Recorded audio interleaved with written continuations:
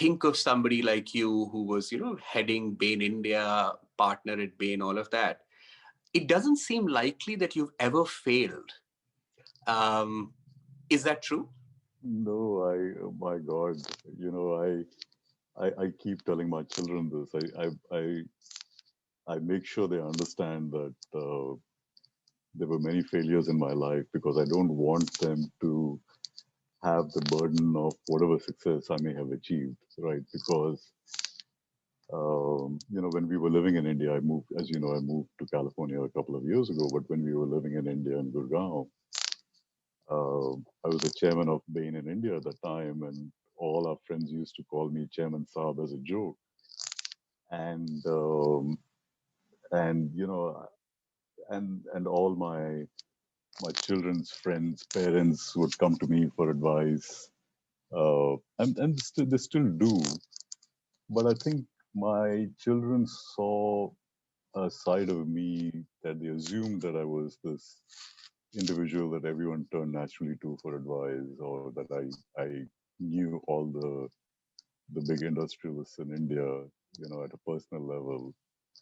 My daughter used to joke that I knew everyone in India, which was only But you partially. did. I I have seen that as well. That's not. Yeah, yeah, but so I wanted to make sure that my children didn't assume that that was who I am or who I was, right? So I remember sitting down with my daughter and saying, "Let me tell you all the different times in my life that I failed, and I failed badly. I want you to know that because I didn't want that burden of expectation to be on her." And she still jokes about that conversation. She told my wife that, "Oh, Dad, he sat down and gave me a lecture about how he failed, not about how he wanted me to be successful." But there's so many times. I mean, I can't tell you. And we talked a little bit about this even in this prior conversation with Kirsch about how I was lost. I was wondering. I didn't know what I wanted to do. It was not clear. My parents were worried about me in high school. I had classmates who were going off to the IITs. I did. First, I didn't get into an IIT, which is what my father's dream was. Forget about not getting into an IIT. I didn't get into the local engineering college. I did so badly. I ended up doing BSc, which at that time, I don't know what it's like these days, but uh, I don't think my parents went around telling any of their friends, "Oh, my son is doing his BSc." I don't think it was a matter of pride. So yeah, it was, and then I was lucky enough to get into an IM, but even at IM, I was probably like in the third quartile. I was not like a superstar, in terms of academics. Even graduating from there, I was not clear what I want. I mean, there are so many, and even at Bain, I don't know if you and I spoke about this at any point of time with Kash, but there was probably about 3 years into Bain, I was not doing well, and I remember this partner, sitting down with me and saying, Shri, I remember this conversation so vividly, right? So clearly, where he sat me down and said, uh, this guy's name was Bob. He said, I was in Boston at that time, and he said, Shri, I'm not sure this is going to work out. Meaning, like, I'm not sure there's a career for you at Bain.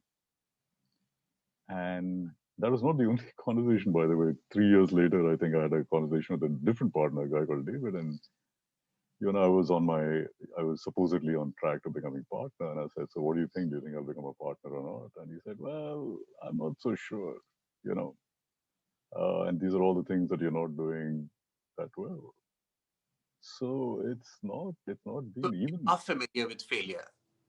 Oh my God, yeah, I could write, yeah, just as you've written a book with Kash, I could write a book about my experiences with failure. Yeah, But Sri, tell me about some of the difficult feedbacks that you've got. Say yeah, the couple of conversations with the Bain partners that you just yeah, described. yeah, So when at the first instant when you heard from this particular partner that for whatever reason it's not working out, why yeah. wasn't it working out, and how did you process that feedback? And in hindsight, do you think that the partner did a good job of giving you the feedback? Yeah, he did an excellent job. So I'll come back to that. But Utkarsh, my experience is that the worst thing is getting no feedback. I've been in many times in my career where you just don't know. Uh, you have a sense that you're not doing well, but no one's telling you and nobody's telling you why. And so I never want to be in a position on the other side of the table. So what I mean by that is if I feel that there's an individual on my team who's not doing well, I don't want to hide that. If there's feedback that I want to give, I want to make sure that, and we do encourage that at Bain, so we call it in the moment, right? So if there are things that are happening that you don't like, you don't agree with, you talk about it in the moment as opposed to waiting for a formal review to be written and saying, okay, let me put it down in that document, right? It's much more effective and impactful when you do that. But just to go back to that, my conversation with Bob, and he, by the way, he had forgotten about this. I reminded about him about this conversation many years later. He's still at Bain. In fact, he became the global managing director of Bain Oh, yeah, many okay. years later. And then, he finished his term, but he's still a partner at Bain. But he had forgotten about this conversation. But that conversation is so imprinted in my mind. I remember the room. I remember the lighting in that room. I remember the time. I mean, there are things like this that you remember, right? But there's a few things from that conversation, and I think it's probably worth exploring this, especially on the topic of feedback. One is that he told me straight up, right? And even that subsequent conversation a few years later with David, and David is still a partner at Bain. And I, I remember telling him, David, I said, I appreciate the fact that you were direct with me. I really, because nobody else might have told me this. People might have said, we'll figure it out. Maybe he's really not ready to be a partner, but he'll discover it on his own one day and we'll tell him, later on. But he was very direct. David was very direct with me, as was Bob. And Bob told me that I was not doing well. But more importantly, he told me what I was not doing well. And most importantly, he told me what he thought I should do to fix it. My reaction, Utkarsh, was, I went through all the stages. I went through denial. This is not my fault. How can this be? I'm working so hard. And I think people fall back to this argument, I'm working so hard, right? And Hmm. that's a false narrative. That's a false argument. Not to say that, you shouldn't appreciate or people shouldn't appreciate how hard you're working, but that's not what this is all about. This is about you're not doing what you're supposed to be doing. You're not doing it effectively. And so, like I said, the most important part of the conversation was his advice on what I needed to do to fix it. So I went through, like I said, I went through denial. This is not my fault. I'm working so hard. How can they say this to me? I'm going to quit if they don't appreciate me, all of that, right? Um, and then I don't really know what happened, but I thought that I should give it a try. I said, let's do this, right? And also because I had a very deep personal relationship with Bob. I'd worked with him for many years. I looked upon him as a mentor. I valued his advice. It was very tough for me to listen to what he had to say. I'm sure it was tough for him to give it to me, just given the relationship we had. And so I tried it and I worked on it, and I turned it around. And that was true, by the way, even for my conversation with David. 9 months after David and I had the conversation, I became a partner at Bain. From the So, time I remember this was in March of one year. Even he told me, Sri, I'm not sure you're ready to be a partner. In December, I was told that I was going to become a partner at Bain that same year. so So, what in those 9 months or after that conversation with Bob? Because turning things around in 9 months after somebody tells you that you're not becoming a partner, yeah, um, especially when you've said that it's not all hard work. So, yeah, what did you do precisely to fix whatever problem that he referred to? And was there a way in which, say, David or Bob delivered that feedback that made you, really action it? You mentioned, yeah, you alluded, if there is anything more. yeah. So the conversation with Bob, hopefully I'm not throwing out too many, making this confusing, but My conversation with Bob happened in the early stage of my career, 3 years after I joined Bain, and I tried to be analytical, but I don't think I was. I just sort of figured out some things to do, and I did it, and it worked out. And then a few years later, this conversation with David happened when I was supposedly on this partner track and so on. I remember that part of my reaction. I did not go through the denial phase at all. I was like, okay. I was very matter of fact about it. I was like, okay, this is the feedback, and I understand, where he's coming from, and let me figure out how to actually act on it. I felt like I was much more objective in the way I reacted to that second incident of feedback than I was in the first one. I was like, let's not worry, let's not waste time in all the denial part of it, which is that, okay, I'm working hard. Yes, I'm working hard. And I remember that part of it so clearly where I was like, doesn't matter, you know, that's David's feedback. Let's make sure that we take that into account and figure out what to do. And I went very quickly, I would say, into execution mode of fixing it. Got it. So that is like, being avoiding the denial phase, especially, Yeah. and I think in David and Bob, you Yeah. trusted them. But Yes, 100%. uh, 100%. has Yeah. there been an occasion when you've gotten feedback from somebody, say you didn't implicitly trust, Yeah. and your advice to people where there isn't a relationship, Yeah. but you still need to reflect on the. Yeah. So the only thing I can say to that, Utkarsh, is that you have to, irrespective of whether you have the relationship or not, irrespective of whether you have trust in that individual or not, you have to put yourself in the other individual's shoes. You have to see where they're coming from, right? You cannot say that I'm not going to listen to this because I don't trust the source, right? You may choose after some introspection to take that into account, to execute on that. But you must always put yourself, I mean, this is my learning. It's not that I did that in the first conversation. I think I did that a lot better in the second one. And now for me, it's a matter of what I do. I mean, it's part of what I do. When I get feedback, I'm like, okay, let me think through this. Let me put myself in the other person's shoes. Let me make sure I understand where they're coming from. And then it's still your choice in terms of what you want to do. But at least you are spending the effort and time to understand this from their point of view. And Sri, now that you give feedback to a lot of Yeah, people, you've given me a ton of feedback, you've given a feedback on the book. Um, have you gotten better at giving feedback today? I have. If yes, what specific steps have you taken? How do Yeah, you give feedback to people? And as an extension of that, I also want to ask you, there are times when you give feedback to people, but they don't take it. This happens yeah, a lot in relationships. yeah, How do you, how are you trying to get better at that? If you think that there is still room for improvement? yeah. So there are probably a couple of things that are important over here, Utkarsh. As part of my role at Bain, I give feedback. When I was the managing partner at Bain, I actually had to write reviews for partners. Forget about individuals. So I had to do the reviews for the partners in that office or in the India operations. And the one learning that I have, and there's one more, is that always start with the positive and wait for them to internalize the positive.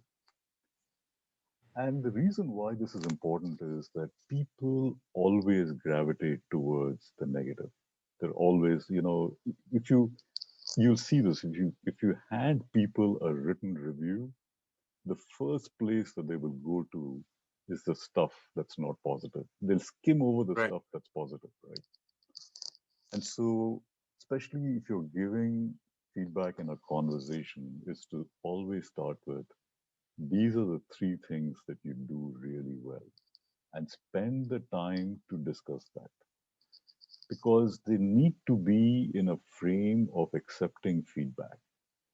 And if all you're doing is giving them the negative feedback, they're not going to be in that open frame of mind. Plus, they need to know that there are things that they have done well, right? It's not all the negative stuff. And then you say, okay, there are three things that you need to do better. And on the balance, this is where you are. And it therefore becomes a more objective conversation as opposed to, let me tell you the three things that, let me beat you up on the three things that you're not doing well. Hmm. And so, first of all, every individual does something well. It's not that difficult to figure out. Secondly, you want to make sure that you can say that on the whole, you're not doing well, right? You can also make sure that people understand that it's not all good news if it's not all good news that you're delivering to them. That's number one. The second important thing is that, when I nowadays, one of my learnings is that if I when I do these sessions, I ask them to send me an email at the end of the session with what they have taken away. Hmm. And it might be like 5 bullet points. And it's not for me. It's not, they're not doing it because, but I want to make sure they have internalized the feedback, that the takeaways are aligned in terms of what I think I've told them and what they think they've heard from me. If it's just a conversation and you leave it at that, you don't know that. But if they put it down and they send you an email and you say, okay, this sounds right, you know, and it takes 5 minutes, right? I tell them, don't spend like an hour doing this. At the end of the conversation, spend 5 minutes, put 5 bullet points, tell me what you took away, and that's all I want. And it's not a big overhead, but it actually makes sure that people are aligned and that you know that they have heard what you want them to hear. Right. And on the places where the feedback is hard, where people say don't listen to you for whatever reason, this happens in close relationships or whatever. Have you gotten better, or are you already at a pretty decent level? The most difficult one, and we spoke about my daughter briefly on the earlier call. I think it's most difficult with people who are closest to you, right? It's much more. This you have no leverage, right? I mean, unfortunately, whether you like it or not, I have no leverage over my kids, um, and they also feel like because they live with me all the time, they don't necessarily feel the need to listen to whatever I have to say. Um, I think I have some influence.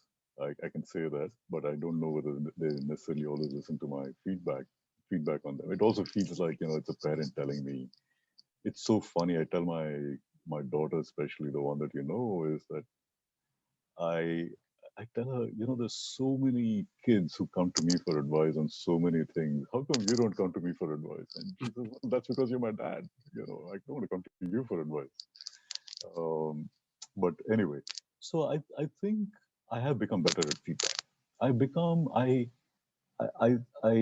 make sure people understand that I'm trying to be objective, that it's not personal, that I'm giving them feedback because I want them to know sooner rather than later.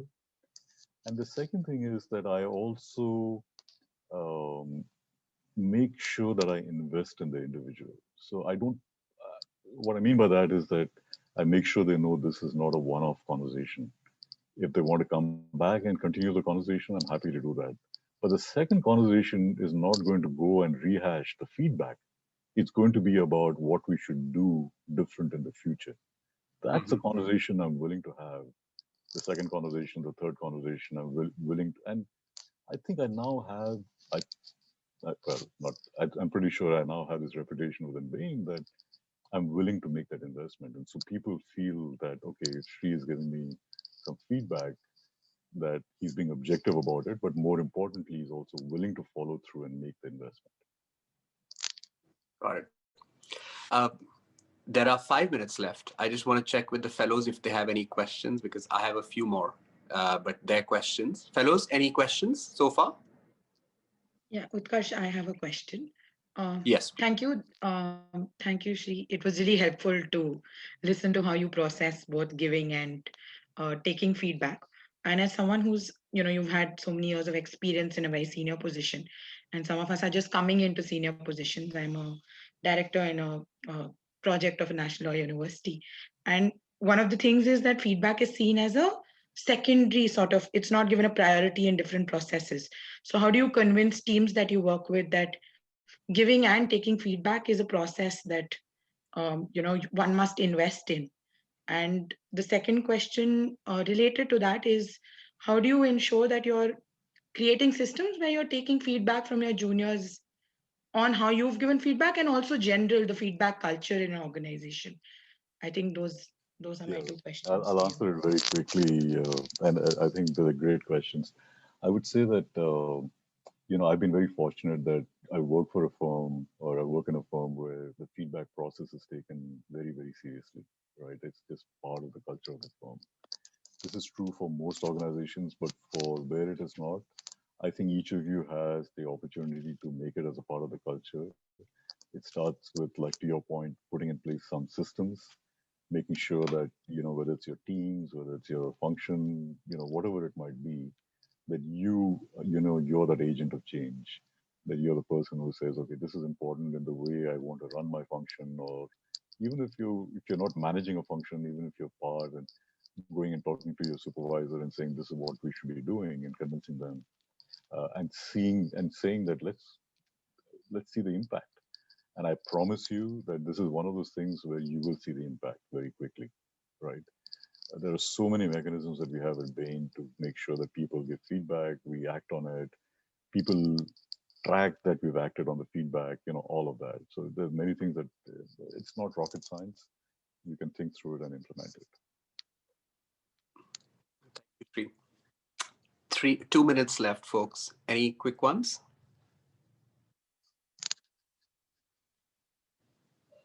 Okay, Sri. So, last question from my side on this entire thing. I have never seen you be mildly agitated ever. And I know you for 7, 8 years. One of my colleagues at Microsoft, who I think was your neighbor, has so much to say about your leadership strategy and all of that, but also so much about your calm. So, have you ever been agitated? And if not, what's the secret to this ultra calm and composed demeanor, which I'm sure helps in feedback as well? Yeah, I think it certainly helps. It certainly helps, in my conversations with individuals, especially when I'm giving feedback, for them to know that this is not an emotional conversation, this is an objective conversation. But it's funny that you say that I have this calm demeanor. I think I do portray that, but certainly, my kids will not agree with you at all. They'll say that there are times when I get frustrated, and there are times when I get frustrated at work as well. Uh, and but I'll be very. I try to be as objective as possible and then focus on what's frustrating me. It's not the individual, it's the work. Maybe the quality of work that I'm seeing that's not up to the standard that I expect, and making sure people understand why. There are many times when I'll give very direct feedback and I'll say, this is not what the client hired us to do. This is not the quality we should be delivering. And so I do that. But I'm fortunate that because I've been at this firm for such a long time, that people know where I'm coming from. You have to build, if you're new to an organization, you have to build that credibility, and people need to know where you're coming from before you can express your frustrations. I'm much more open today than I was, I would say, 20 years ago, but that's because I've been here for a long time, and people know that I don't mean anything wrong when I express my. They know I'm looking at this from the perspective of what we need to deliver for our clients. It's not from anything personal, right? So yeah, So well said. Thank you so much, Sri. There's 30 seconds before your board meeting starts. yes, I yes. appreciate how much we on Network Capital appreciate your time. And I, as a person, your mentee, appreciate the time that you've invested with us. Thank you so much. We cherish it. See you very soon. Thank you, and wish all of you the very best. I hope all of you. I wish all of you great success in life. And Utkarsh, thank you so much for having me as part of this. It's been great to see your journey, Utkarsh. Thank you for having me as part of it. But it's been wonderful to see what you've accomplished. So congratulations again. Means a lot to me. Thank you, Sri. Bye. Thank